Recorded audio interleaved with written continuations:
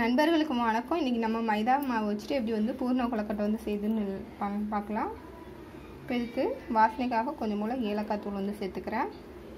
கொஞ்சம் போல் வந்துட்டு உப்பு சேர்த்துக்கலாம். இப்போ வந்து வெது வெதுப்பான தண்ணியில் வந்து பிசைஞ்சுக்கோங்க. நார்மலான தண்ணியை விட வெது வெதுப்பான தண்ணியில் பிசைஞ்சிக்கினா நல்லா சாஃப்டாக வந்து கிடைக்கும். இப்போ கொஞ்சம் கொஞ்சமாக தண்ணி விட்டு பிசைஞ்சிக்கலாம். பாருங்கள், பிசைஞ்சாச்சு. மைதா மாவுனால கொஞ்சம் ஒட்டி பிடிக்கும், அதனால் கொஞ்சம் மூளை வந்துட்டு எண்ணெய் விட்டுக்கலாம். எண்ணெய் விட்டு நல்லா பிசைஞ்சிக்கலாம். இப்போ இதுக்கு உண்டான பாகு வந்து ரெடி பண்ணிக்கலாம். வெல்லம் மூழ்கிற அளவுக்கு வந்து தண்ணி சேர்த்துக்கோங்க.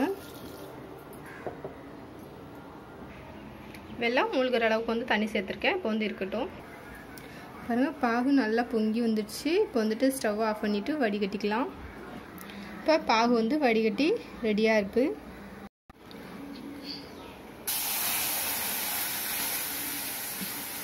இப்போ இன்னொரு கடாயில் பாகு வந்து சேர்த்துக்கலாம். தண்ணி வந்து அதிகமாக சேர்த்துக்க வேண்டாம், கம்மியாக சேர்த்துக்கோங்க. இது கூட நம்ம அரைச்சி வச்சுருக்கிற தேங்காய் தூள் வந்து சேர்த்துக்கலாம். வாசனைக்காக கொஞ்சம் போல் ஏலக்காய் தூள் வந்து சேர்த்துக்கிறேன். இப்போ உள்ள வைக்கிற ஸ்டஃபிங் வந்து ரெடி ஆகிடுச்சு. இப்போ வந்துட்டு ஸ்டவ் ஆஃப் பண்ணிக்கலாம். இப்போ மாவு ரெடியாக இருக்குது. சின்ன உருண்டையாக வந்து எடுத்துக்கலாம். உங்களுக்கு எந்த சைஸ் வேணுமோ அந்த சைஸுக்கு ஏற்ற மாதிரி வந்து எடுத்துக்கோங்க. நான் வந்து ரொம்ப இன்றைக்கி வந்து குட்டியாக தான் செய்ய போகிறேன். இந்த மாதிரி ஊற்றிட்டு கையில் வந்து இந்த மாதிரி அமுத்திக்கோங்க.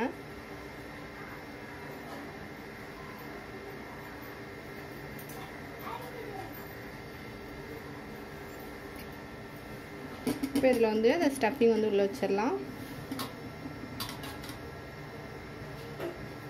எல்லாத்தையும் மூடிக்கோங்க.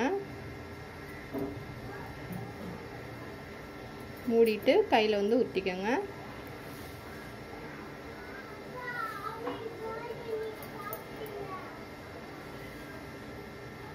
பாருங்கள், இதே போலயே எல்லாத்தையுமே ஊற்றி எடுத்துக்கலாம்.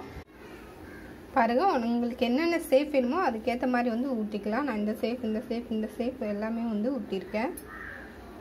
ஒரு இட்லி பாத்திரத்தில் தண்ணி ஊற்றி வச்சுருக்கேன். தண்ணி வந்து இந்த மாதிரி நல்லா கொதி வரட்டும். கொதி வந்தவொன்னே வந்து எடுத்துக்கு உள்ளே வச்சுட்டு மூடி வச்சிடலாம்.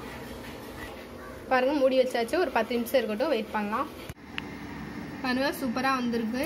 இது வந்து பார்த்திங்கன்னா மைதா மாவு மாதிரியே இல்லை, நம்ம அரிசி மாவில் செய்கிற மாதிரியே இருக்குது. என்னோட இந்த பதிவு பிடிச்சிருந்தா லைக் பண்ணுங்கள். இவ்வளோ நேரம் என்னோட பதிவு பார்த்தவங்களுக்கு ரொம்ப ரொம்ப நன்றி.